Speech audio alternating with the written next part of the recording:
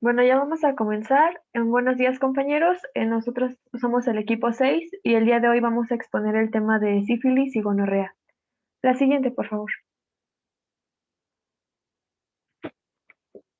Para empezar, ¿qué es la sífilis? Pues esta se considera una enfermedad infecciosa. Principalmente es una infección de transmisión sexual que tiene afectación sistémica y esta es causada por el microorganismo Treponema pallidum. Además, es una infección que puede evolucionar en diferentes fases, las cuales se entenderán más adelante.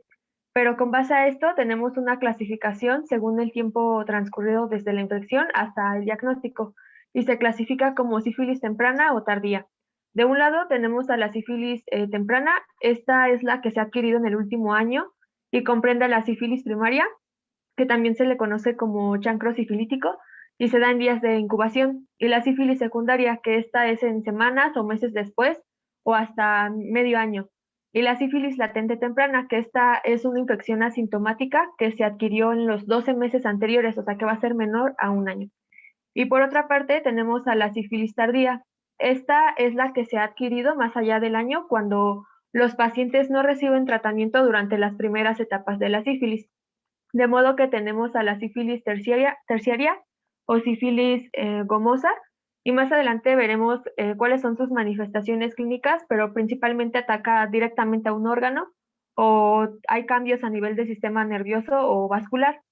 Y la enfermedad latente tardía, que es asintomática y es posible que no se produzcan síntomas durante varios años, pero pues la infección está presente, entonces es mayor a un año. Y por último, tenemos a la sífilis congénita. Esta ocurre cuando el treponema pallidum se transmite de una mujer embarazada a su feto. La que sigue. Bueno, vamos a pasar a la epidemiología, en donde la OMS en el 2012 se tiene un recuento de 5.6 millones y en el 2000 hubo un aumento en México. Esta se vio que era más afectado en hombres, especialmente en hombres de 20 a 24 años, con mayor predominio en Quintana Roo, Durango, Ciudad de México, Estado de México y Tlaxcala, mientras que en hombres de 25 a 44 años hubo más predominio en Aguascalientes, Estado de México, Puebla, Yucatán, Zacatecas y en la Ciudad de México. También del 2000 al 2020 se registraron 2.622 casos de sífilis congénita. Como podemos ver en el mapa que les puse ahí, en general hay mayor predominio en Baja California Sur, Zacatecas, Ciudad de México, Puebla y Quintana Roo. La que sigue, por favor. Bueno, y esa tabla pues ya nada más es como para ver los casos específicamente en los estados de México. Igual, pues podemos ver la mayor predominancia en Baja California, en Jalisco, en Sinaloa y en Sonora. La que sigue, por favor. En cuanto a la etiología, el agente causal pues es la bacteria Treponema pallidum y de acuerdo a su taxonomía pertenece al orden Spiroquetales, a la familia Spiroquetaceae, es del género Treponema, por ende su especie es Pallidum y con su subespecie igual Pallidum. ¿Le puedes dar un clic, por favor? Y este microorganismo es una espiroqueta anaerobia que mide 0.2 micras de diámetro y de 5 a 15 micras de largo aproximadamente. En el caso de las espiras, la literatura mencionaba que regularmente están espaciadas a una distancia de una micra y como se aprecia, presenta una estructura helicoidal con extremos rectos puntiagudos y normalmente alrededor de la pared hay endoflagelos o flagelos periplasmáticos. Además, se caracteriza por ser flexible y móvil, porque rota de manera constante alrededor de sus endoflagelos, y al igual que la mayoría de los microorganismos, esta es capaz de dividirse por fisión binaria. Va a contar con su membrana citoplasmática trilaminar, de hecho tiene una capa delicada de peptidoglucanos, y su membrana externa va a tener numerosas lipoproteínas. En el caso de la membrana externa que va a rodear el flagelo, este igual va a ser un complejo peptidoglicano. Y como es un microorganismo en el que la tinción de Gram no es efectiva, va a recibir el nombre de pálido, entonces por eso se le conoce como pálido.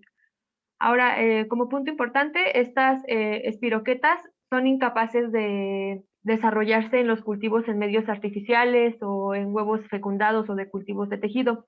Únicamente es posible cultivarlas en in vitro y en un medio anaerobio, y solo treponemas que no son patógenos, que serían, me parece que de la subespecie de Reiter. La siguiente, por favor.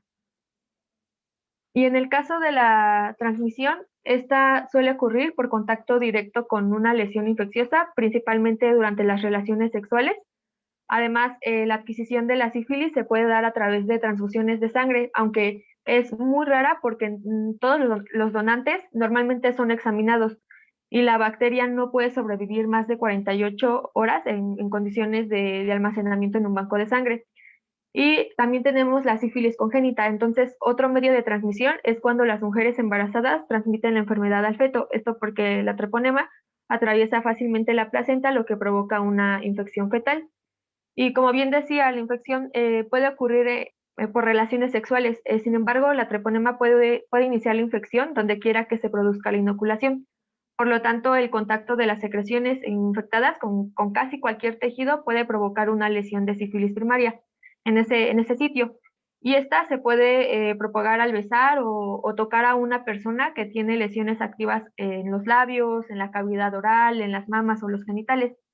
Y por otro lado, tenemos a los factores de riesgo, en donde la GPC nos marca como factores de riesgo las relaciones sexuales sin protección, múltiples parejas sexuales y pues por supuesto parejas portadoras de sífilis. Algunas guías mencionaban un mayor índice en relaciones entre parejas homosexuales, pero la guía de práctica clínica no. Y también el ser VIH positivo, ya que se asociaba a un mayor riesgo de padecer sífilis. Más o menos un 20 al 50% de los diagnosticados de sífilis están coinfectados con el VIH. Y finalmente, pertenecer a los grupos de adolescentes y adultos entre los 15 a 49 años, aquellas personas que trabajan como sexoservidores, y también se ha asociado con el consumo de drogas. La que sigue, por favor. En cuanto a la fisiopatología, ya como nos mencionó nuestra compañera, pues el principal contacto va a ser por la vía sexual, específicamente estas lesiones que vamos a ver más adelante, y la fisiopatología se basa principalmente en el contacto con estas lesiones sifilíticas. Una vez que se tiene el contacto con las lesiones sifilíticas, vamos a ver que las espiroquetas, en este caso pues las bacterias, van a penetrar la piel y las mucosas. En cuanto a la piel, se hace un mayor énfasis en lesiones microscópicas, ya que estas lesiones permitirían o favorecerían aún más el paso de las bacterias propiamente ya a las mucosas. Como tal, el proceso de invasión se va a llevar a cabo inicialmente por dos principales factores, que va a ser la fibronectina y la laminina, que estas glucoproteínas se van a encontrar en la superficie de las células epiteliales, a la cual se va a adherir pues esta bacteria, la bacteria de Treponema pallidum, en el sitio de inoculación primaria. Y también este proceso va a estar favorecido por una lipoproteína, que va a ser la lipoproteína ATP0751, que también se conoce como palilicina. Esta prácticamente va a ser una metaloproteasa que va a permitir degradar aún más pues, la estructura de esta barrera epitelial y permitir su paso a tejidos más profundos. Y también va a estar favorecido por la morfología de esta bacteria, que como nos habían mencionado, pues tiene esta morfología helicoidal, además de que cuenta con motores flagelares que prácticamente como que impulsan a la bacteria para poder penetrar más aún la mucosa. Y como dato se menciona que la dosis infectante media es de tan solo 57 microorganismos. Una vez que comienza ahora sí ya este proceso de invasión, vamos a ver que va a atravesar la barrera epitelial y va a llegar a vasos tanto sanguíneos como vasos linfáticos. Se menciona que este proceso realmente es rápido, ocasionando pues el sitio por el cual pasa un vaso sanguíneo o vaso linfático, ocasionando pues como vamos a ver más adelante, pues en la sífilis secundaria se manifiesten o el paciente tenga manifestaciones sistémicas y no solo en el sitio de inoculación primaria.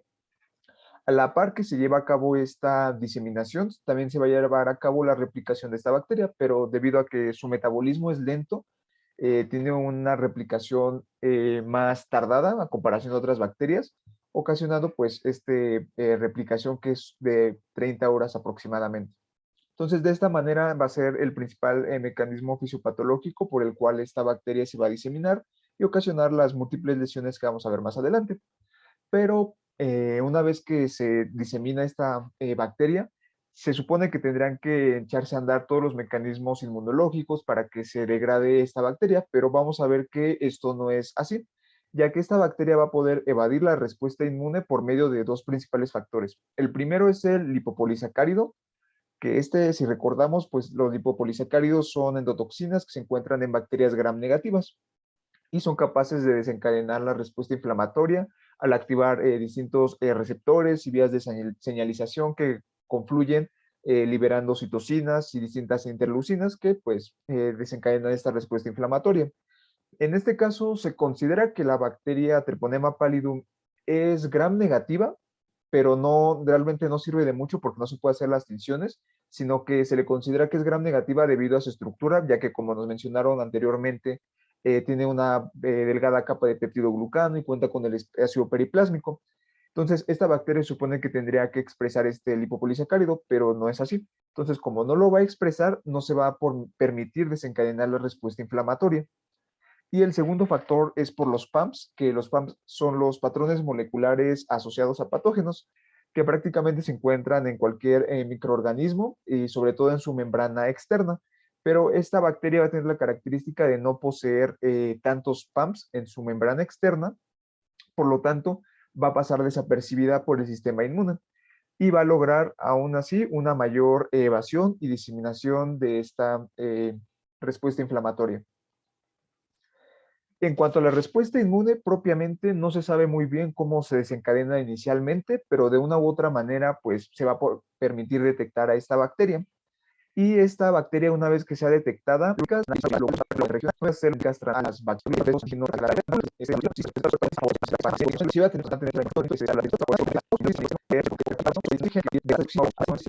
la bacteria. Pero esta destrucción de la bacteria va a servir como una espada de doble filo, ya que si bien sí va a destruir la bacteria, también se va a producir daños y lesiones tisulares mediadas tanto por el infiltrado leucocitario como la sobreproducción de citocinas. Y prácticamente estos daños y lesiones tisulares que se producen por la respuesta inmune son las lesiones que vamos a ver en las manifestaciones clínicas, tanto el chancro, los condilomas, que vamos a mencionar más adelante. Y no tanto se hacen estas lesiones por la bacteria en sí, sino que es más por la respuesta inmune.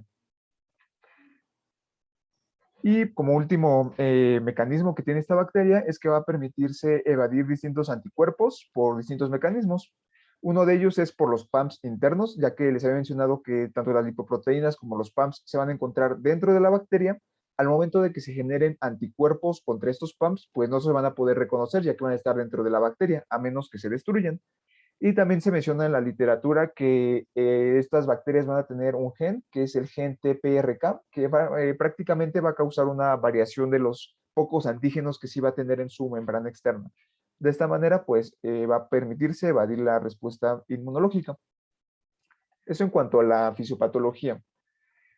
Pasando al siguiente apartado, que son las lesiones histopatológicas, como ya nos mencionó en un inicio nuestra compañera, vamos a ver que la sífilis se va a dividir en distintos estadios. Empezando en la sífilis primaria, que se desarrolla a los 21 días de la infección inicial, la lesión clásica va a ser el chancro. Las características morfológicas y clínicas, pues nos las van a mencionar más adelante, pero aquí lo importante son las lesiones histopatológicas, ya que prácticamente todas las lesiones que se forman en la sífilis va a ser por dos mecanismos. El primero, pues el infiltrado leucocitario que ya vimos, en el que va a haber células plasmáticas, macrófagos, linfocitos NK, CD4 y CD8. Y la segunda característica es que van a tener una endoarteritis proliferativa. Esta endoarteritis proliferativa se refiere prácticamente al engrosamiento de la capa íntima por una hiperplasia que puede ser. Algunas otras referencias manejan que también se puede llevar a cabo por una hiperplasia de las células musculares lisas. Todo esto va a progresar una fibrosis y causar isquemia en las lesiones, ocasionando, pues en este caso, el chancro. Pero, como les había mencionado en la diapositiva pasada, la respuesta inmunológica pues va a ser efectiva y va a permitirse eliminar a todos los microorganismos. Entonces, como va a eliminar a todos los microorganismos, va a ocasionar que este chancro pues se regenere, por así decirlo, y involucione. Y así va a permanecer el paciente durante un periodo de latencia.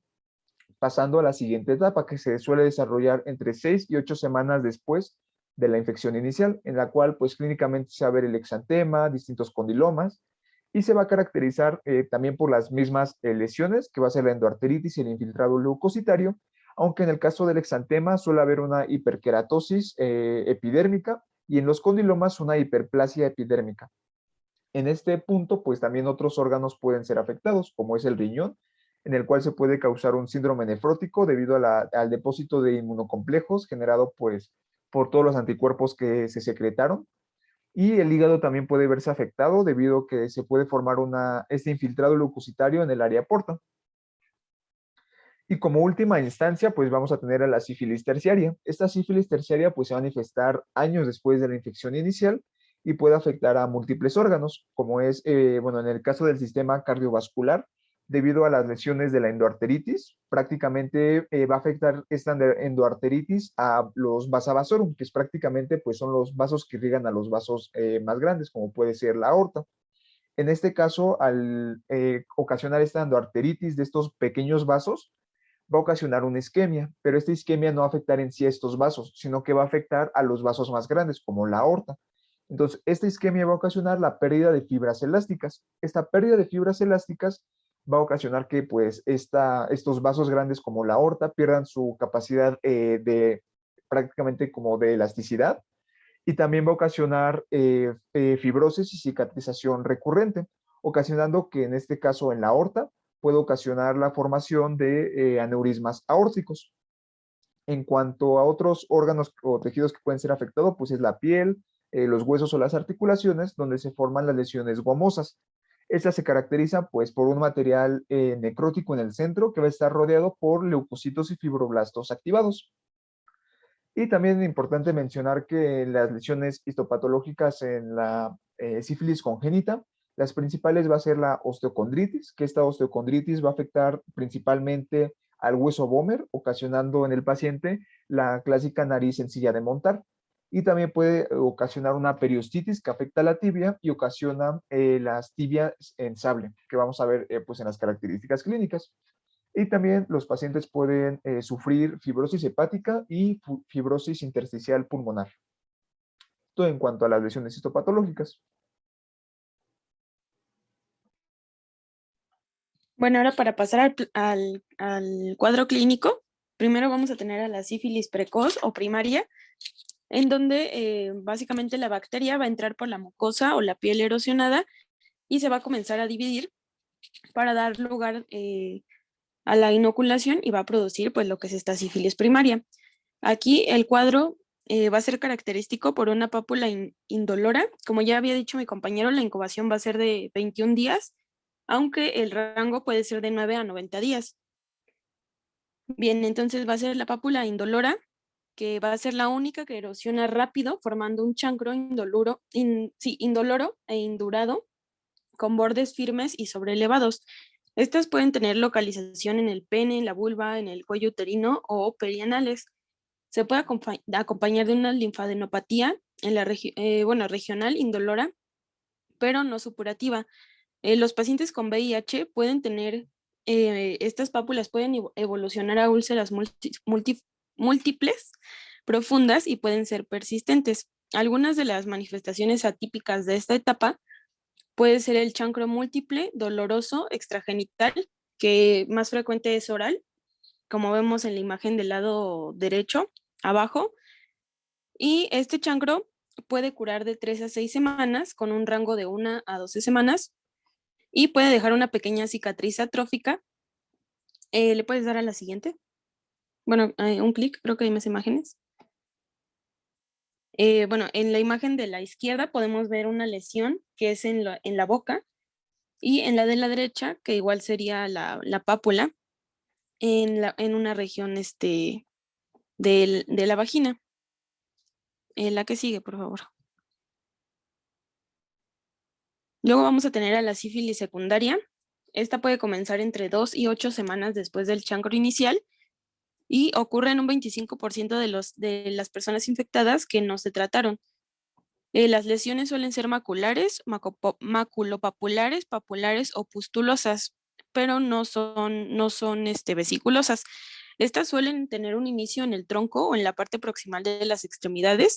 Van a ser unas máculas de color rosita y pueden persistir desde pocos días hasta 8 semanas, evolucionando a pápulas. La bibliografía menciona que no son pruriginosas y estas pápulas pueden agrandarse e incluso erosionarse hasta formar condilomas planos.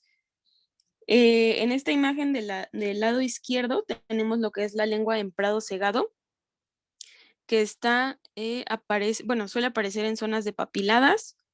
También podemos encontrar alopecia apolillada. Y le puedes dar otro clic, por favor. Y bueno, en estas imágenes vemos lo que les comentaba de los condilomas planos. Y también en este estadio, los pacientes pueden presentar febrícula, malestar general, anorexia y artralgias. Y puede haber es más común una recaída en esta etapa. Y en la recaída es más común que aparezcan los condilomas planos. La que sigue, por favor.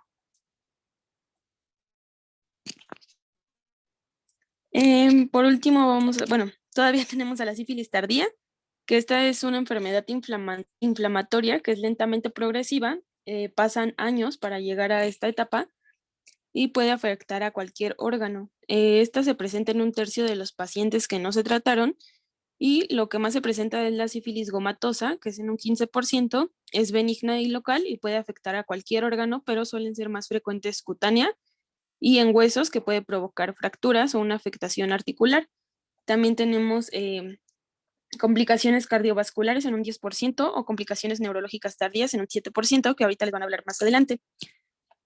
Y también tenemos a la sífilis latente, que en esta no va a haber manifestaciones clínicas, pero sí va a haber una reactividad serológica.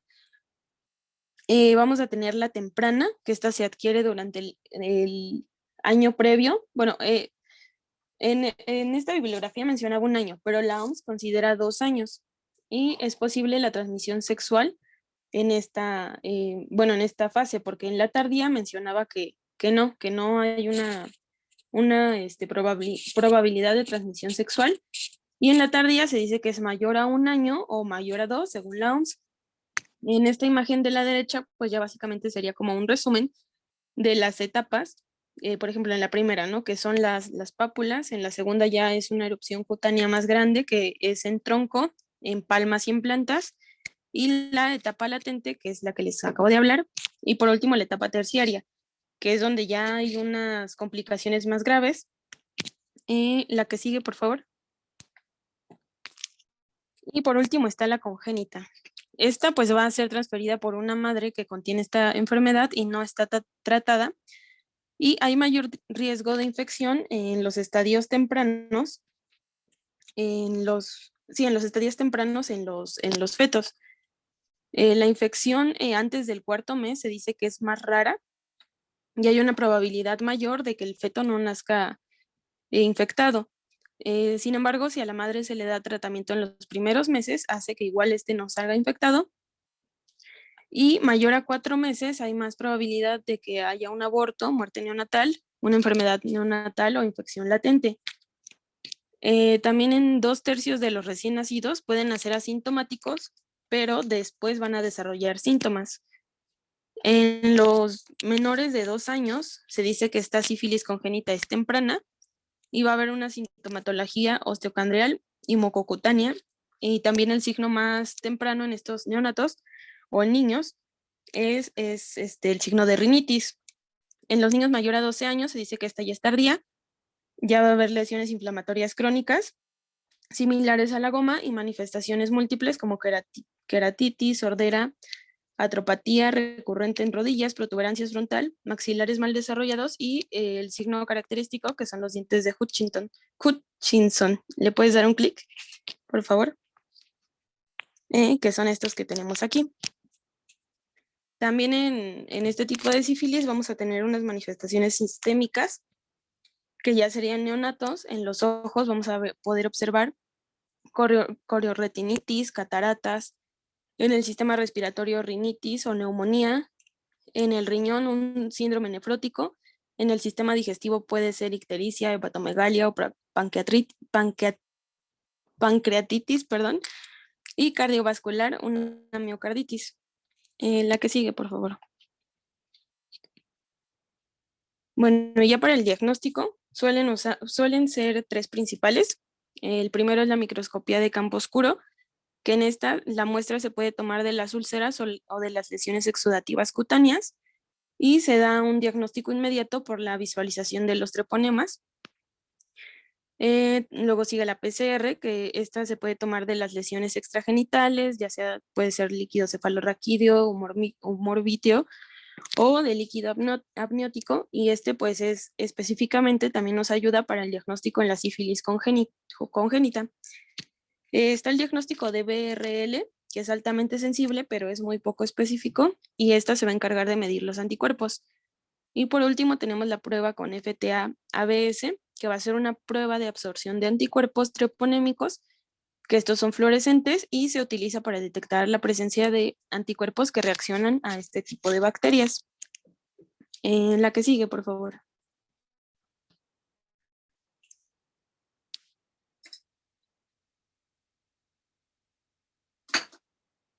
Bueno, ¿tienen alguna duda sobre el cuadro clínico o el diagnóstico? No, todo bien. No. Bueno, continuando con las complicaciones que ya nos habían mencionado, pues estas complicaciones prácticamente va a ser la sífilis terciaria.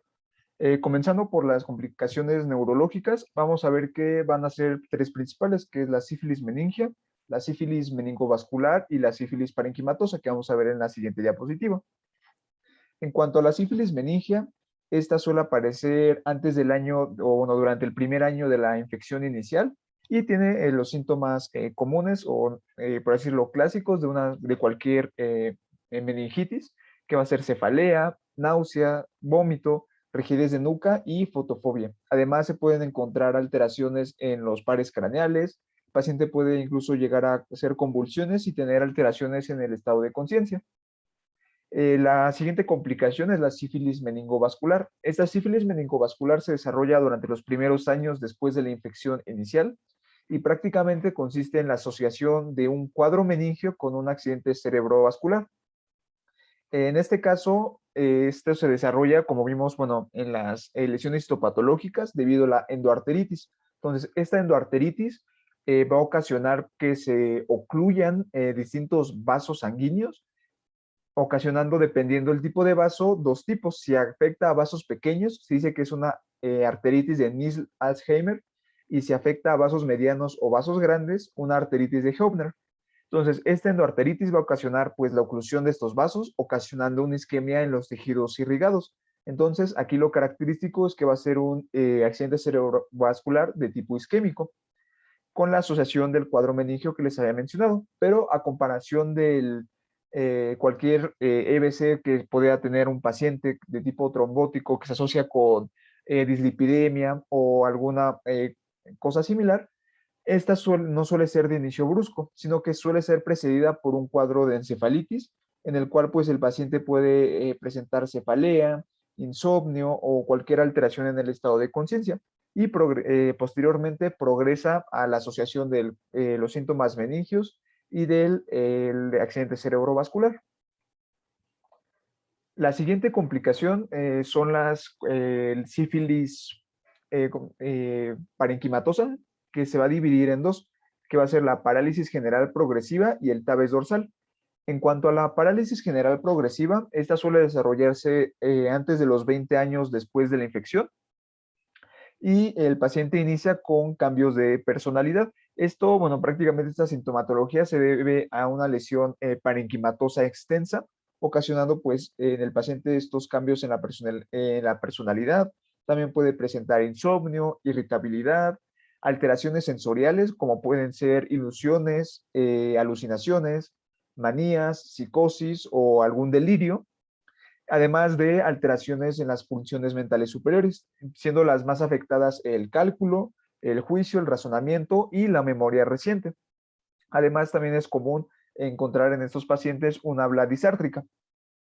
Y tanto en esta parálisis general progresiva como en la siguiente complicación, que es el tabes dorsal, es clásico que se encuentre en las pupilas de Argyll-Robertson, que estas son pupilas mióticas, usualmente irregulares y menor a 3 milímetros, bilaterales, que no se van a contraer con el reflejo de la luz, pero sí se van a contraer con el reflejo de la cercanía o de la acomodación, como podemos ver en este video. Aquí podemos ver las pupilas del paciente mióticas y que no se contraen ante el reflejo de la luz.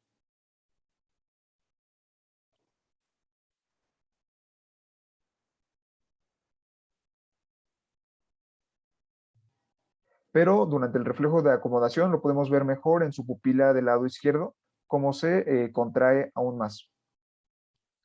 Esa es la parálisis general progresiva. La siguiente complicación es el tabes dorsal. Este tabes dorsal se desarrolla entre los 25 y 30 años posteriores a la infección inicial y se debe a una desmielinización de los cordones y de las raíces posteriores de la médula espinal. En este caso, el paciente va a manifestar dolores lancinantes, que los puede referir como de relámpago, que van y vienen. También puede haber disfunción vesical, arreflexia, hipoestesias y el signo de Romberg positivo. Todo esto en la exploración física. Y también es común que en estadios más avanzados el paciente desarrolle una marcha tabética, como podemos ver en este video, en el cual pues esta marcha se va a caracterizar por una amplia base de sustentación, va a tener la mirada hacia abajo y va a levantar bruscamente las extremidades y dejarlas caer sin control y de manera violenta. Y esto en cuanto a las complicaciones neurológicas. Las siguientes complicaciones, pues, va a ser las cardiovasculares, que estas cardiovasculares se debe igual a la endoarteritis proliferativa, y es común que el paciente pueda desarrollar inflamación de la aorta, causando una aortitis, insuficiencia aórtica, aneurismas aórticos o incluso estenosis del ostium de las arterias coronarias, ocasionando pues que el paciente tenga repentinas anginas de pecho. Y las siguientes complicaciones, que prácticamente son las más comunes, pues a las gomas que ya nos habían mencionado anteriormente, que estas van a afectar, por ejemplo, en esta imagen podemos ver que afecta a la región de la piel, ocasionando lesiones nodulares o incluso úlceras indoloras, aunque también puede afectar a huesos y en el caso de que afecta, por ejemplo, al paladar, puede incluso causar una perforación del mismo, o si afecta al cartílago como en el septum nasal, ocasiona una perforación del septum. Y eso es en cuanto a las principales complicaciones de la sífilis. Para el tratamiento en sí, la penicilina G administrada principalmente por vía parenteral es el tratamiento de elección para todas las etapas de la sífilis. Y como sabemos, lo que hace la penicilina va a ser impedir la síntesis de la pared de los microorganismos. Esto lo va a hacer al inhibir una enzima que se conoce como transpeptidasa y esta misma acción va a evitar la formación del péptido glucano. Entonces la rigidez y la fuerza de la pared de la bacteria se va a perder. Por otra parte, la dosis, la formulación y la duración que iremos viendo va a depender del estadio de la enfermedad y también de si la infección afecta o no a sitios específicos, por ejemplo, estructuras oculares o al sistema nervioso central. Y aquí tenemos el tratamiento de la sífilis temprana. Su objetivo, pues, es prevenir los resultados adversos a largo plazo y, sobre todo, reducir la transmisión a otras personas. Y recordemos que cuando es temprana se refiere a la sífilis primaria, secundaria y latente primaria. En el caso de la primaria, pues como recordatorio, pues es un chancro. En la secundaria va a ser ya como un exantema diseminado, vamos a tener a los condilomas o bien que haya alopecia o linfadenopatía. Y en la latente temprana, había dicho mi compañera que era un periodo asintomático, pero pues el paciente sí está infectado y tienen que considerarse potencialmente infecciosos. Por esto mismo, pues tenemos que ser rigurosos en el tratamiento. Y estos son los regímenes recomendados para la sífilis temprana. Tenemos que es una dosis única de penicilina G benzatínica, que es la terapia estándar para la mayoría de los pacientes con sífilis primaria, secundaria y latente temprana. Y esta penicilina G benzatínica de acción prolongada solo tiene que administrarse por vía intramuscular, porque pues basta con una sola dosis, que es la de 2.4 millones de unidades, porque mantiene una concentración, creo que es de 0.018 microgramos en sangre, y esto lo hace durante unas 3 semanas. Entonces, un aumento de la dosis no significa que va a eliminar los treponemas más rápido. Y tenemos aquí los esquemas alternativos para la sífilis. Generalmente se administran a pacientes que no pueden tomar penicilina, que presentan pues una reacción alérgica. Sin embargo, también pueden ser necesarios cuando la penicilina G benzatínica no está disponible. Y tenemos a la doxiciclina como nuestro agente alternativo de primera línea, aunque requiere múltiples dosis. Y estos pacientes también pueden tratarse con doxiciclina, que sería, bueno, pueden tratarse con doxiciclina a 14 días. Esto sería pues 100 miligramos bien vía oral. Y para pacientes que requieren un régimen alternativo, como cuando no se dispone de penicilina, no específicamente que son alérgicos a la penicilina, se recomienda la amoxicilina oral y esta se puede utilizar con Probenecid y pues ambos son administrados 2 veces al día durante 14 días. Y la ceftriaxona también se puede utilizar para tratar la sífilis, sin embargo, algunos pacientes alérgicos a la penicilina también pueden ser alérgicos a la ceftriaxona, pero de ser que se administre, pues las guías recomiendan de 1 a 2 gramos, que puede ser tanto intramuscular como intravenosa. Y finalmente tenemos a la tetraciclina, pero como se administra 4 veces al día, es más difícil que los pacientes puedan adherirse a este tratamiento. Pero pues de ser así, se va a administrar 500 miligramos vía oral. Y hay otras guías que manejan la citromicina. No la puse aquí porque pues no es como de elección. Esta únicamente es como la última opción. Es una alternativa que se usa cuando no hay otras disponibles. En cuanto al seguimiento, se hace una evaluación clínica. Aquí todos los pacientes tienen que ser evaluados clínicamente para la resolución de los síntomas, por ejemplo, la erupción cutánea o las úlceras. Y en el caso de las pruebas serológicas, los títulos no treponémicos también tienen que controlarse después del tratamiento. De igual forma, para estos pacientes se deben realizar las pruebas serológicas 6 y 12 meses después del tratamiento y en cualquier momento si los síntomas clínicos reaparecen. En general, estos pacientes tienen que experimentar una respuesta adecuada a los 12 meses. La que sigue, por favor.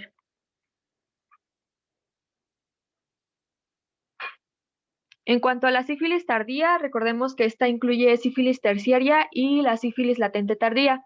Y estos pacientes requieren un tratamiento de mayor duración en comparación con los que tienen sífilis temprana.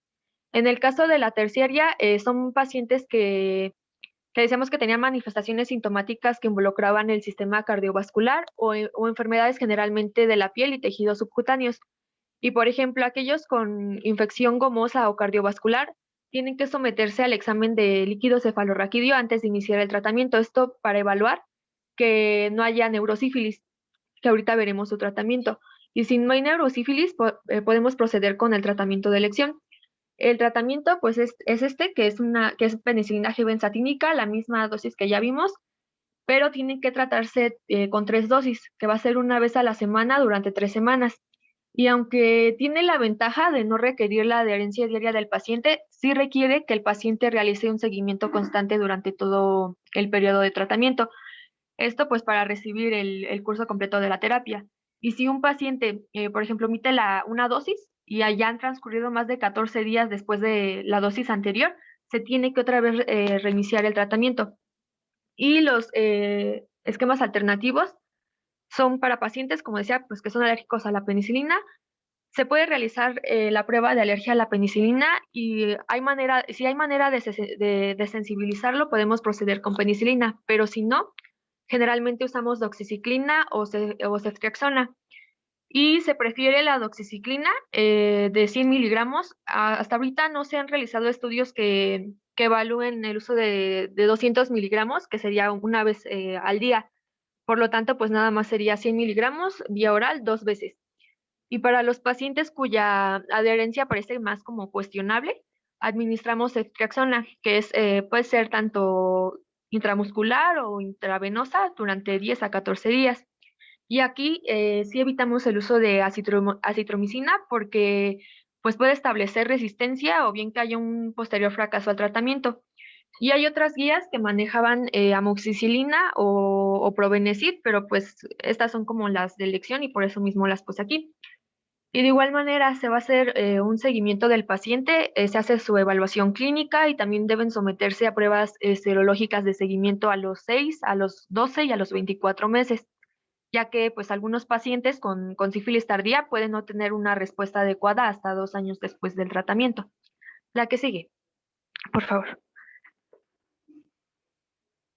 Aquí tenemos el tratamiento que decía de la neurosífilis. Esta pues puede ocurrir en cualquier momento durante el curso de la infección y también se manejaba una división que es de neurosífilis temprana, en donde los pacientes suelen presentar enfermedad ocular o disfunción de los pares craneales, y la neurosífilis tardía, que es como que las formas involucraban el cerebro y la médula espinal, entonces por eso hay que tener como ser más rigurosos en este tratamiento. Y en particular, la dosis de penicilina G benzatínica intramuscular que usábamos en las anteriores etapas que ya vimos, no se administra o aquí no produce niveles considerables del fármaco en el líquido cefalorraquídeo. Entonces, por esto mismo, los pacientes tienen que ser tratados con penicilina G acuosa, esto sería vía intravenosa, y hay de dos, se puede utilizar de 3 a 4 millones cada 4 horas, o bien que sea de 18 a 24 millones por día por infusión continua, y esto sería durante 10 a 14 días.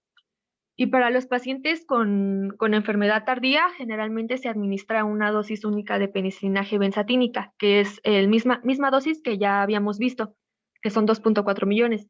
Y esta se da únicamente después de que ya administramos la penicilina intravenosa. Esto porque pues, la duración del tratamiento para la neurosífilis es más corta que los regímenes utilizados para la sífilis tardía. Y las alternativas incluyen penicilina G procaínica, perdón. Son las mismas dosis de 2.4 millones y de igual manera se puede utilizar con Probenecid. Estos van a ser administrados durante 10 a 14 días. Y también tenemos la ceftriaxona. Hay literatura que marca la opción de doxiciclina de 200 miligramos, y esta, pues en todo caso de que se utilice, pues se podría dar durante 21 días, y también pues es un enfoque alternativo. Pero pues tiene que ser como la última alternativa, por así decirlo. Y para el seguimiento, todos los pacientes tienen que tener una monitorización clínica y serológica con pruebas no treponémicas, que ya habíamos visto anteriormente. La frecuencia pues va a depender de la etapa de la enfermedad, por ejemplo, si es temprana o tardía. Y normalmente para las personas con neurosífilis sintomática sí tienen que realizarse exámenes neurológicos cada 6 meses. Además, también se puede justificar la monitorización de las anomalías del líquido cefalorraquídeo, esto pues para tener un control. Y antes de que se me pase, la sífilis en los inmunodeprimidos también se van a tratar con este mismo esquema para la neurosífilis y pueden seguir ellos con su tratamiento que ya llevaban. La que sigue, por favor. Bueno, este es el esquema para la sífilis congénita. Marca que es la penicilina parenteral como fármaco de elección y el esquema se va a dar dependiendo la edad. Tenemos para menores de 1 mes de edad, el régimen es de penicilina G benzatínica, y aquí ya cambian las unidades, que estas de 50,000 unidades por kilogramo, igual va a ser intramuscular y pues es dosis única. Y hay un régimen de 10 días, hay dos alternativos, tenemos que puede ser penicilina G acuosa. Esta puede ser 50,000 unidades cada 12 horas para los lactantes que son menores o igual a 7 días de edad, o cada 8 horas, que va a ser para los lactantes mayores de 7 días de edad. Y tenemos la penicilina G procaínica. Van a ser mismas unidades y se va a administrar ambas, como la penicilina acuosa como esta, durante 10 días. Y los que son mayores de 1 mes de edad, esto se les diagnostica normalmente como sífilis también congénita tardía, y pueden ser tratados con penicilina G acuosa, mismas unidades, y esta se da cada 4 a 6 horas por 10 días. Y como alternativa, normalmente para el niño con serología de sífilis positiva, pero que no tiene manifestaciones de la enfermedad o estudios, y que tiene los estudios de líquido cefalorraquídeo normal, se puede tratar con 3 dosis semanales de penicilina G benzatínica, que serían igual mismas unidades, 50,000 unidades. Ahora, hay circunstancias especiales, por ejemplo, cuando hay dosis omitidas, y si se omite más de un día de tratamiento con penicilina, se tiene que reiniciar otra vez el ciclo completo. Esto porque el tratamiento eficaz para la sífilis pues requiere igual un mantenimiento de una concentración inhibitoria mínima.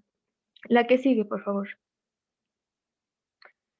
Y finalmente tenemos uno de los efectos adversos más comunes tras el tratamiento. Esta es una reacción aguda febril. Por lo general se produce dentro de las primeras 24 horas después de que el paciente recibe la terapia para cualquier infección por espiroquetas, entonces incluye la sífilis.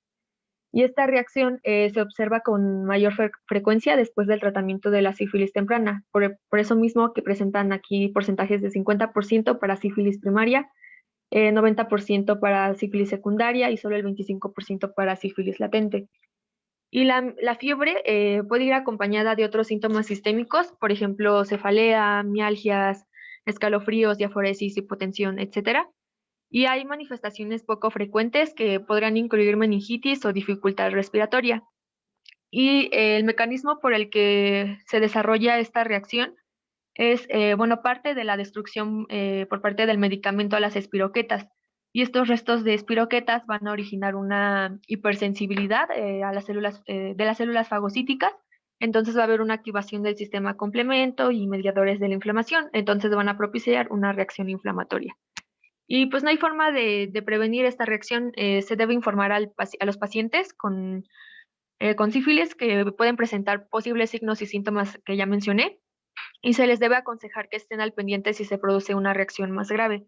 Pero estos síntomas a menudo se resuelven sin ninguna intervención dentro de las 12 a 24 horas y se pueden usar AINES u otro tipo de antipiréticos si surgen síntomas y así pues reducir la gravedad de los mismos y la duración de la reacción. Y ya para terminar, nada más mencionar que si un paciente no ha tenido una respuesta adecuada al tratamiento, sí es importante determinar por qué no está ocurriendo esta reacción, y puede ser porque el paciente ya está reinfectado o está experimentando una respuesta lenta al tratamiento o que de plano pues ya haya fracasado. Y esto porque pues no se ha comprobado que haya farmacoresistencia a la penicilina, o bien no es muy común, pero sí es probable que si fracasa el tratamiento se deba más bien a una mala adherencia al tratamiento, o que este fracaso esté asociado a un estado, por ejemplo, de inmunodepresión o alguna enfermedad del sistema nervioso que no estaba diagnosticada. Y no sé si hay alguna duda, sino para que pasemos a gonorrea. No, ninguno. Bueno, ¿le puedes dar a la siguiente, por favor? Ahora sí, pasamos a gonorrea. ¿Y esta qué es? Pues esta se considera una infección de transmisión sexual causada por una bacteria que se conoce como Neisseria gonorrhoeae. Y como es un patógeno exclusivamente humano, afecta predominantemente al epitelio de la uretra, al endocervix, al recto, la faringe o la conjuntiva ocular. Y por esto mismo tenemos infecciones gonocócicas urogenitales, anogenitales, faringias y oculares, y pues estas resultan ser una causa importante de morbilidad, perdón, entre hombres y mujeres que son sexualmente activos. La que sigue. Respecto a su epidemiología, la OMS menciona que es la segunda infección de transmisión sexual bacteriana más frecuente, y en el 2012 hubieron 78 millones de casos en personas de 15 a 49 años. Es más común en los hombres, y se dice que esta infección de transmisión sexual es la más resistente a los antibióticos. En México, los estados con mayor predominio es en Baja California, en Chihuahua, en Nuevo León, Tamaulipas y Veracruz. La que sigue, por favor. En cuanto a la etiología, como había dicho en un principio, el agente etiológico es la Neisseria gonorrhoeae o gonococo, y con base a su taxonomía, esta pertenece al orden Neisserales, a la familia Neisseraceae, el género Neisseria y la especie gonorrhoeae. ¿Le puedes dar un clic, por favor? ¿Y cuáles son sus características? Estas Neissereas pues son cocos gram negativos que por lo común aparecen en pares, o sea, en diplococos. Es inmóvil de casi 0.8 micras de diámetro. En el caso de los cocos individuales tienen forma de riñón, pero cuando los microorganismos están en pares, o sea, diplococos, los lados planos o cóncavos pues van a estar adyacentes. Y también estos gonococos no tienen una cápsula de polisacáridos, ya que contienen puros plásmidos. Además, a diferencia de otros microorganismos, generan ácido por oxidación de carbohidratos y no por fermentación. Entonces se diferencia de otros tipos de Neisseria porque por la prueba de fermentación de carbohidratos, fermentando solamente a la glucosa, oxidando más bien, oxidando a la glucosa. En cuanto a su crecimiento, tiene un crecimiento óptimo entre 35 y 37 grados centígrados y cabe mencionar que las neisserias crecen mejor en condiciones aeróbicas y solo algunas lo hacen en medio anaeróbico. Y finalmente posee pilosidades que se extienden desde la membrana citoplasmática hacia la membrana externa, que lo que hacen pues es facilitar la adherencia a las células hospedadoras y la resistencia a la fagocitosis. Y estas pilosidades, pues también mencionar que están compuestas por subunidades proteicas que se le conocen como pilinas. ¿Le puedes dar a la siguiente, por favor? Estas son algunas características. Primero de la pared celular, pues tal cual la estructura es la habitual en las bacterias gram negativas, ya que va a incluir una delgada capa de peptidoglicano entre las membranas tanto interna como externa. Y por otra parte tenemos la membrana externa. Esta pues se va a caracterizar porque en esta se localizan otras importantes familias de proteínas. Importantes porque veremos algunas en la fisiopatología. Y tiene proteínas porina, bueno, de manera muy general, tiene proteínas porina que representan un grupo de proteínas integrales que van a formar poros o canales para permitir el paso de nutrientes al interior de la célula. Tenemos las proteínas OPA. Estas proteínas intervienen en la adhesión de los gonococos dentro de las colonias y en la adherencia a estos receptores de la célula hospedadora.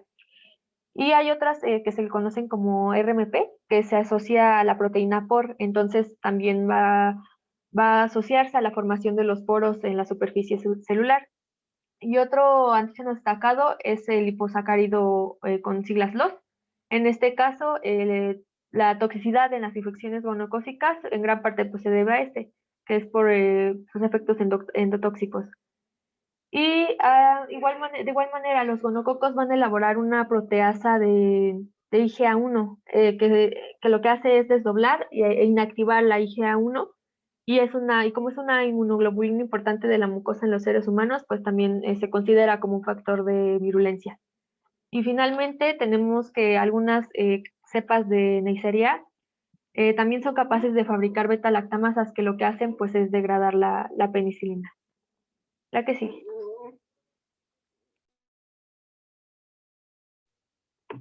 En cuanto a la transmisión, esta infección se transmite por inoculación directa de las secreciones infectadas de una membrana mucosa a otra y por lo tanto pueden ser genital-genital, genital-anal, oral-genital u oral-anal, o bien que sea de madre a hijo en el momento del parto.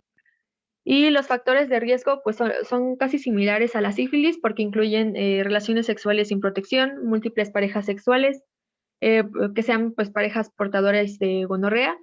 Hay mayor incidencia con antecedente de gonorrea por una posible reinfección a esta, una infección por VIH, esto porque tiene una relación epidemiológica importante con el VIH, ya que pues parece facilitar la transmisión como la adquisición de este.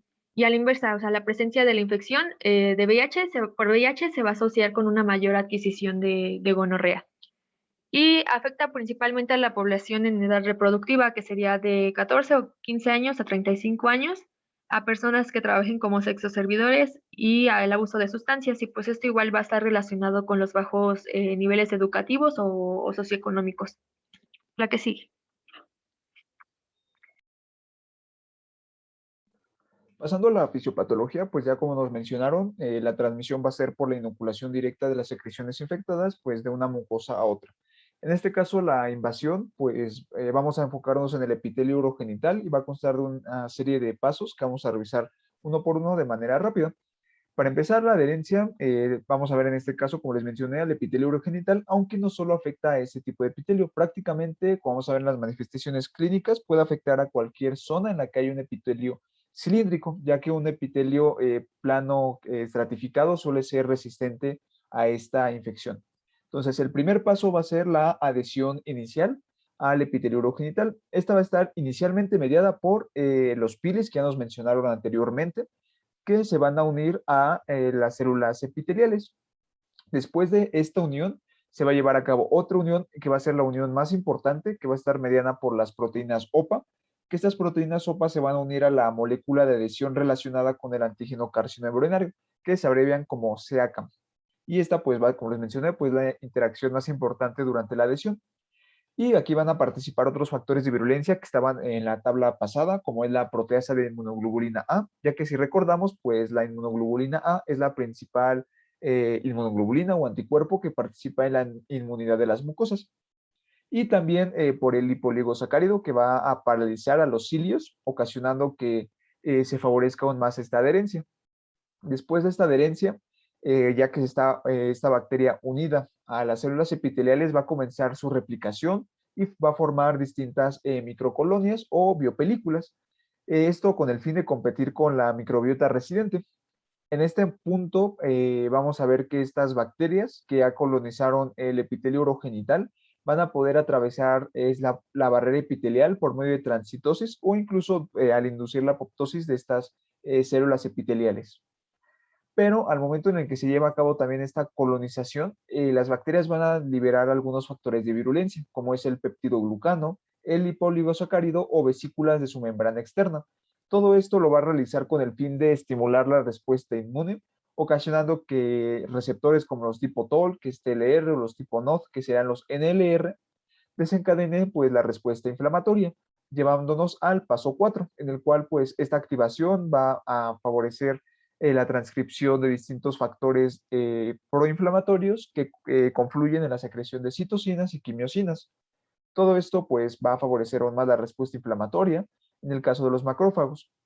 Y en las células dendríticas y células epiteliales, aparte de esta interacción inicial, por así decirlo, con el peptidoglucano, el lipoligosacárido, mientras se lleva a cabo la presentación de antígenos, el gonococo va a liberar otras proteínas que van a activar a otras proteínas, que va a ser la HBP y la proteína TIFA, que prácticamente, al igual que lo anterior, van a desencadenar y aumentar la respuesta inmunológica.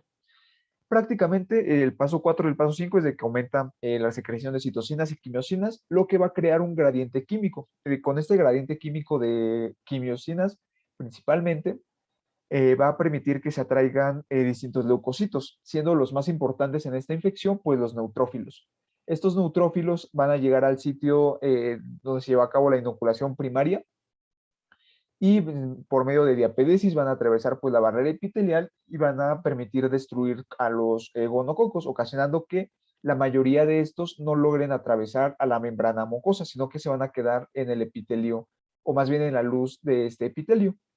Esto sirve igual como una espada de doble filo, ya que si bien sí van a poder destruir a los gonococos en su mayoría, entonces en este caso pues se va a mejorar la respuesta inmunológica en el huésped, pero al momento en el que estos neutrófilos pasan a la luz de este epitelio, van a salir como un exudado, y este exudado es la secreción que va a contagiar o va a transmitir la enfermedad, entonces va a ser beneficioso para el huésped, pero para sus parejas, como puede ser por el medio del contacto sexual, pues no tanto, porque este exudado va a ser contagioso.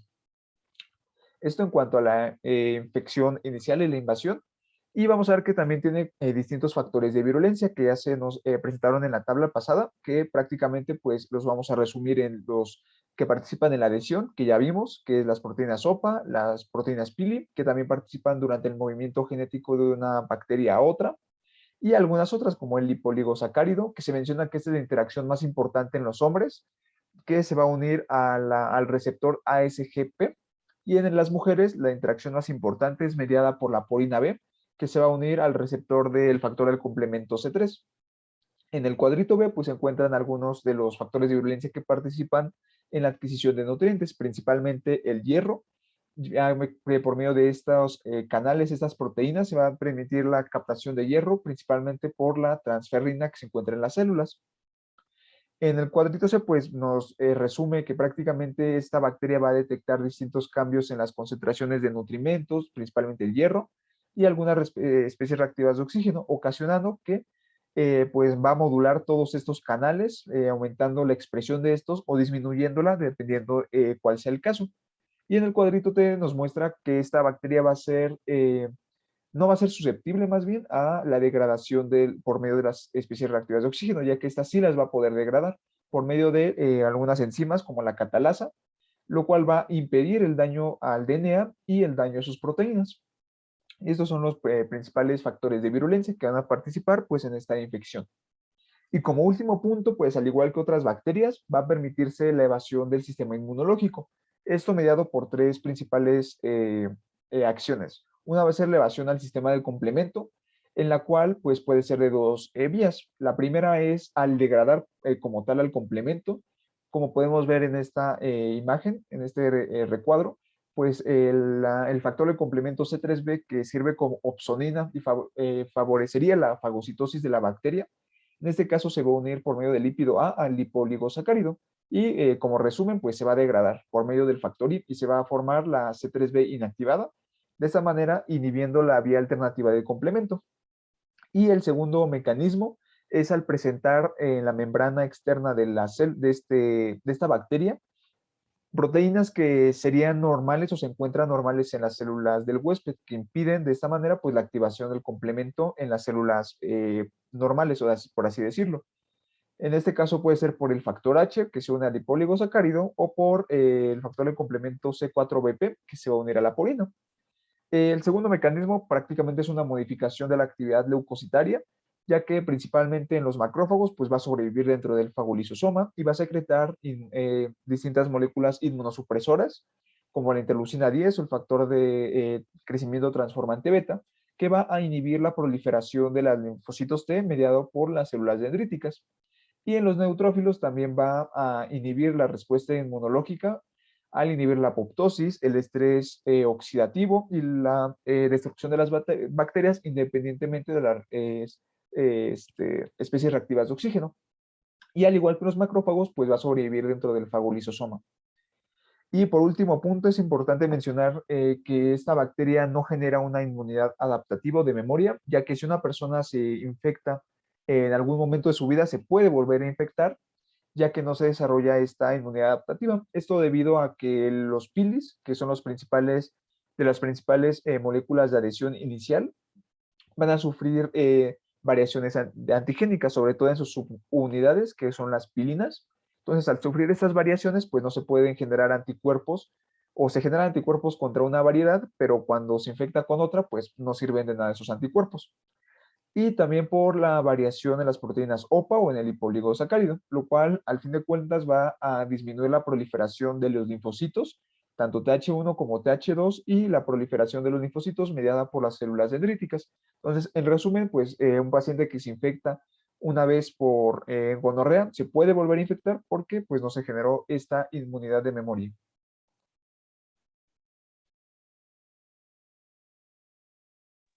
Bueno, ahora pasando al cuadro clínico, en mujeres suele ser el cuadro asintomático o bien puede haber infecciones en la parte del endocervix, en donde va a haber una alteración del flujo vaginal. Este suele ser como entre blanco y con una consistencia purulenta. Puede presentar dolor abdominal bajo y disuria. El flujo es como el que vemos en estas tres imágenes. También puede haber lesiones anorrectales o bien infecciones faríngeas, que estas suelen ser asintomáticas y estas se dan mayormente en mujeres por se me fue, por las relaciones orales. La que sigue, por favor. Bueno, aquí podemos ver una infección faríngea. Le puedes dar otro clic, por favor. Y también puede presentarse lo que se conoce como oftalma gonocócica, perdón, que puede ser temprana en el adulto y podemos observar quemosis y también epífora sin ningún tipo de secreción. La que sigue, por favor. En los hombres puede haber infecciones en la parte de la uretra. Esta puede haber una secreción variante porque puede ser transparente, turbia, purulenta o purulenta, y también hay presencia de disuria. La secreción es como la que podemos ver en las dos imágenes del lado izquierdo. También puede haber una infección rectal, en esta es más asociada a las parejas homosexuales. También puede haber descargas anales, dolor anal o también perianal. Las infecciones faringeas suelen ser igual a las presentadas en las parejas homosexuales de igual manera por las relaciones orales, que es como la imagen que podemos ver del lado derecho. La que sigue, por favor. Bueno, en niños puede presentarse varios síntomas como uretritis, vaginitis, conjuntivitis, infecciones faringeas, proctitis o la infección gonocócica diseminada, que puede presentar artritis, dermatitis, endocarditis o meningitis. Y en los neonatos, las infecciones oculares suelen presentarse mayormente en los recién nacidos, que son los que se encuentran expuestos a las secreciones del canal vaginal. Aquí puede haber epíforas, edema palpebral, como el que podemos ver en la imagen de este neonato, y se puede dar esto como en manifestaciones tempranas, seguido de un exudado purulento o bien eritema. También podemos presentar conjuntivitis, sepsis o una infección gonocócica diseminada, que es la misma en los niños que ya les expliqué. La que sigue, por favor. Por otra parte, para el diagnóstico se puede utilizar el cultivo, que esta va a tener una sensibilidad del 85 al 89%. Esta nos puede servir únicamente para los pacientes que son sintomáticos en las infecciones ya sea endocervical, de la uretra o faringeas. Por otro lado, tenemos a la prueba de detección de amplificación de ácido nucleico. Esta es mucho más sensible, mayor a un 96%, y esta obviamente sirve también para los pacientes sintomáticos, pero es un poquito más especializada en los asintomáticos. También por último tenemos a la microscopía, que estas vamos a tomar una prueba de la mucosa, ya sea anogenital, y se van a hacer bajo una tinción de Gram. Esta no tiene, bueno, se considera que no tiene mucha sensibilidad cuando se realiza el frotis, especialmente en los hombres, que es en la uretra, en los hombres que son asintomáticos. La que sigue, por favor. En cuanto a las complicaciones, vamos a revisarlas primero en mujeres. En el caso de las mujeres, la complicación más importante va a ser la enfermedad pélvica inflamatoria. Esta va a consistir en una infección del tracto reproductivo superior, ocasionada una cervicitis, endometritis, salpingitis, puede asociarse también con peritonitis y la formación de algún absceso tubovárico. En este caso, la paciente va a presentar dolor abdominal, principalmente de localización suprapúbica e intenso. Puede presentar fiebre, dispareunia y la descarga vaginal característica que vimos en la infección por el gonococo. En la exploración, pues lo más importante va a ser que va a presentar dolor al desplazar el cuello del útero, el mismo útero, incluso en los anexos. Y otra complicación altamente relacionada con la enfermedad pélvica inflamatoria es el síndrome de Fitz-Hugh-Curtis. Este prácticamente consiste en una peripatitis que se produce cuando el gonococo logra ingresar al peritoneo y del peritoneo se desplaza a la cápsula hepática, ocasionando pues esta peripatitis. Y la manifestación clínica más importante va a ser el dolor en el hipocondrio derecho, que va a aumentar durante la respiración, cualquier movimiento y durante la tos. La paciente también puede presentar fiebre, leucorrea y en casos crónicos ictericia. Y como les había mencionado, pues está altamente relacionada con la enfermedad pélvica inflamatoria, ya que pueden coexistir ambas. Y lo más característico de este síndrome es que se puede visualizar imágenes o prácticamente son adherencias fibrosas que se forman en la cápsula hepática, que se les conoce como adherencias en cuerda de violín, que serían estas que estamos viendo aquí. También se puede complicar durante el embarazo, ya que si sucede esta infección durante el primer trimestre, aumenta las posibilidades de un aborto séptico, y si sucede después de las 16 semanas de gestación, aumenta el riesgo de coriamnionitis, en el cual, pues, a su vez, incrementa todavía más el riesgo de un parto prematuro o ruptura prematura de membranas. Y a largo plazo, las pacientes pueden presentar dispareunia o infertilidad o incluso aumentar el riesgo de un aborto ectópico. En el caso de los hombres, la principal complicación es la orquiepididimitis, en el cual pues, el paciente va a presentar dolor escrotal unilateral, va a encontrarse el epidídimo inflamado y sensible, puede asociarse también con un eritema de la pared escrotal, y puede haber fiebre, escalofríos y en ocasiones puede haber disuria. Otra complicación también frecuente es la prostatitis. Esta prostatitis va a consistir que el paciente va a presentar un dolor pélvico intenso, fiebre, malestar general y alteraciones en la micción, que puede ser desde disuria, polaquiuria o incluso anuria debido a la retención que se genera por el edema prostático tan intenso que se puede generar. En este caso, pues la exploración vamos a encontrar que al palpar la próstata se va a encontrar firme, caliente, edematosa y algo muy importante es que va a ser muy dolorosa. Y bueno, prácticamente estas complicaciones, tanto en el hombre como en la mujer, son ya infrecuentes debido al uso de antibiótico y solían ser más frecuentes en épocas en las que no se tenía el antibiótico. En este caso, pues también puede haber otras complicaciones que prácticamente son aún más raras, que puede ser una linfangitis o también una tromoflebitis de la vena dorsal del pene. También puede ocasionar estenosis uretral y en caso de pacientes no circuncidados puede haber balanitis. Esas son las complicaciones más frecuentes y una complicación, puede decirlo, infrecuente, pero sumamente grave, es la infección gonocócica diseminada, que esa se produce cuando se disemina este gonococo a partir de distintos mecanismos químicos fisiopatológicos y va de la respuesta inmunitaria. Esta infección gonocócica diseminada se menciona que es más común en mujeres y en pacientes que tengan alguna deficiencia en el sistema del complemento.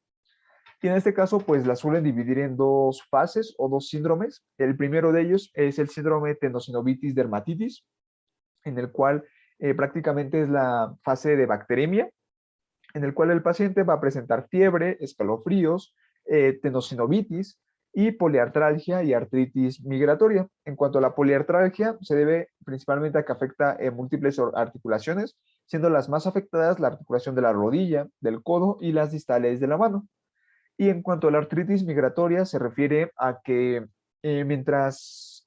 cuando acaba más bien la artritis o la inflamación de una articulación, inmediatamente surge la afección a otra articulación, sin un periodo asintomático.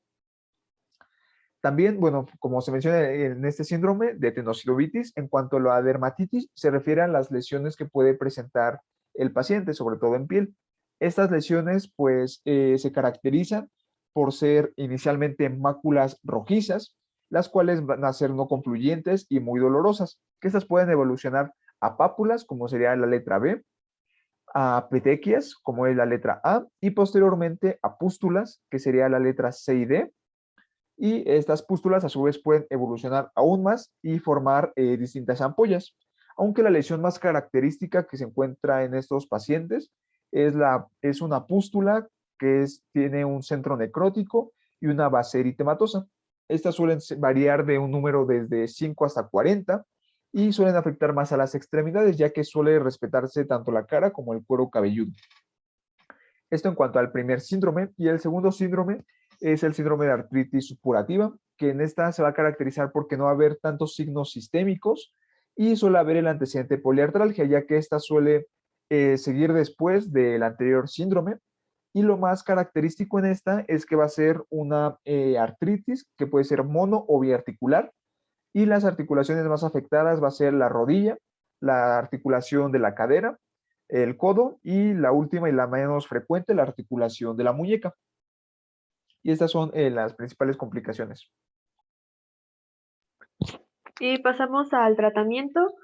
Antes de decir cuál es el esquema recomendado, hay que saber que ya desde hace tiempo se decía que el gonococo desarrollaba resistencia a los antibióticos a través de diferentes mecanismos. Y pues, por ejemplo, medicamentos como sulfonamidas, penicilinas o tetraciclinas ya no son como la mejor opción de tratamiento por la resistencia que establecen. Y por esta razón, veremos que las cefalosporinas como cefixima y ceftriaxona, que veremos en cada cuadro, son la opción de tratamiento de primera línea. Y igual, estas cefalosporinas pues tienen un mecanismo similar a la penicilina porque pues inhibe la síntesis de la pared bacteriana. Y tenemos aquí el tratamiento inicial de infecciones urogenitales y anorrectales. En este caso, el tratamiento inicial para la uretritis pues tiene que cubrir el de gonococo y el de clamidia, que son los principales causantes de la uretritis, y por esto veremos fármacos como doxiciclina y acitromicina. Y de elección, pues es la ceftriaxona intramuscular de dosis alta. La GPC nos maneja este esquema que es de ceftriaxona oral. Y aquí la terapia de agente único es el régimen de elección para el tratamiento de estas infecciones gonocócicas. Y, por ejemplo, la citromicina te la manejan de 1 gramo y esta es la suficiente para eliminar la infección, porque cuando es mayor a 2 gramos, además de que tiene peor tolerancia gastrointestinal, podría ser inefectiva. Esto por la alta resistencia a la citromicina y pues por esto mismo, en dosis máxima 1 gramo. Y también tenemos a los regímenes alternativos. Estos solo deben usarse si el paciente, bueno, digo, si el de elección no está disponible o está excluido debido a las alergias graves que tiene el paciente. Y si la ceftriaxona no está disponible, se pueden usar otras cefalosporinas en su lugar y también comienzan a variar las dosis. En su mayoría, esta es terapia combinada con acitromicina y en el caso de la cefoxitina es con probenecid. Y se recomienda en mayor medida lo que es la espectrindomicina, porque es como la de elección o la alternativa más segura y eficaz para los pacientes con antecedentes de alergia grave a la penicilina. Y abajo tenemos las recomendaciones para el tratamiento de infección gonocócica de faringe en adultos y en adolescentes. El tratamiento de primera línea es el mismo que para la infección urogenital y anorrectal, que sería con una dosis alta de ceftriaxona intramuscular y acitromicina oral, como se vio anteriormente. Y como alternativa tenemos aquí que cambia porque es ciprofloxacina oral o bien que sea ofloxacina oral. Y estas recomendaciones, pues también algunas incluyen acitromicina como alternativa, sin embargo, pues los de elección son estos dos, ¿no? Que sería el ciprofloxacino y el ofloxacino. La que sigue, por favor. Estas son para el tratamiento en orquiepididimitis y la enfermedad pélvica inflamatoria. En el caso de la primera, pues normalmente esta se da entre hombres sexualmente activos, que son más o menos menor a 35 años, y se da la dosis de ceftriaxona de 500 miligramos. Esto va a ser intramuscular, como ya se había visto, más doxiciclina oral. Y de alternativa va a ser igual que la anterior, que sería ciprofloxacino, más, pero bueno, esta va a ser más, no, no, perdón, me estoy confundiendo con la de abajo. Esta nada más es ciprofloxacino. Lo que es para la enfermedad pélvica, esta es la que se combina porque tiene ceftriaxona, doxiciclina y más metronidazol. Este es el de elección y te la marca bueno, te la marca la guía de práctica clínica porque la bacteria pues también se documenta como un patógeno causal en la enfermedad inflamatoria pélvica. Entonces, pues sí es importante como el manejo del patógeno porque el organismo pues puede ser difícil de recuperar cuando ya ha ascendido a la parte superior del tracto. Y también se justifica la terapia con antibióticos de amplio espectro, incluida la terapia para Clamidia trachomatis, perdón. Y aquí en este caso pues no se recomiendan las fluoroquinolonas debido a que la Neisseria pues puede ser fármaco resistente. Y abajo tenemos el de la infección gonocócica diseminada. La GPC nos marca la ceftriaxona que ya vimos anteriormente. Dosis máxima pues sería 1 gramo cada 24 horas. Y el de alternativo ya lo vimos que pues incluye la cefixima, ciprofloxacino o bien que sea ofloxacino y la alternativa de espectinomicina para alérgicos a la cefalosporina. Y le puedes dar a la siguiente, por favor. ¿Qué pasa con la conjuntivitis? Aquí pues primero recordar que todos los pacientes con conjuntivitis tienen que ser previamente evaluados por un oftalmólogo y esta se trata con ceftriaxona intramuscular y nos marca la guía que igual tiene que ser una dosis por día durante 3 días. En el caso de que se llegara a identificar o que no se pueda excluir la afección de la córnea, esto debido a la inflamación del párpado y la conjuntiva, algunos recomiendan que el paciente sea hospitalizado y tratado con ceftriaxona de 1 gramo, pero intravenosa. Y de hecho, pues también se recomienda aquí sí el uso de alguna fluoroquinolona tópica, irrigación de solución salina y que haya monitorización diaria. Esto debido al riesgo de afectación y perforación de la córnea. Y de alternativa, pues ya los vimos, que es la espectinomicina, la citromicina, y esta va a ser combinada con doxiciclina o bien con ciprofloxacino bioral. Y en la tabla de abajo puse algunas especificaciones del tratamiento. que es en mujeres embarazadas. Estas pues tienen que ser tratadas con el mismo esquema que la población en general, o sea, con la infección urogenital, ¿no? Que es la más común. Y también se tiene que dar tratamiento presuntivo para la clamidia en caso de que no se haya descartado la coinfección. Y pues esta sería con acitromicina. Y también marcaban algunas guías que podría ser gentamicina más acitromicina, que es como el régimen alternativo para la infección urogenital o anorrectal durante el embarazo. Y para los menores de 9 años, en la GPC solo viene el de la infección urogenital y anorrectal. Va a ser el mismo esquema, solo cambia que la ceftriaxona pues va a ser menor la dosis, que sería de 50 miligramos por kilogramo. Igual cambia la citromicina, esta nada más sería de 20 gramos por kilogramo. Y el de alternativo, igual, mismo esquema, pero cambian las dosis de los miligramos y esto pues sería por kilogramo de peso, que tenemos 8 miligramos para la cefixima, 20 para la acitromicina y 40 para la aspectinomicina. Y para los recién nacidos, el de elección es ceftriaxona, esta únicamente va a ser de 25 a 50 miligramos por kilogramo.